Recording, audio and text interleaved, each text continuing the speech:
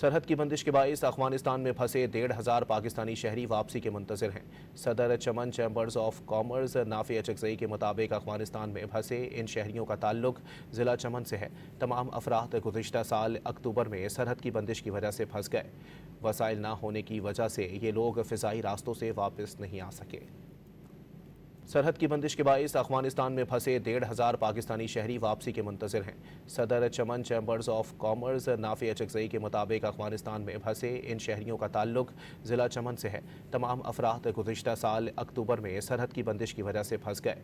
وسائل نہ ہونے کی وجہ سے یہ لوگ فضائی راستوں سے واپس نہیں آ سکے۔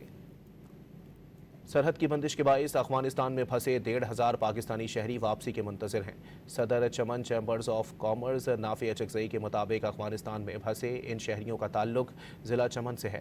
تمام افراد گزشتہ سال اکتوبر میں سرحد کی بندش کی وجہ سے پھنس گئے۔ وسائل نہ ہونے کی وجہ سے یہ لوگ فضائی راستوں سے واپس نہیں آ سکے۔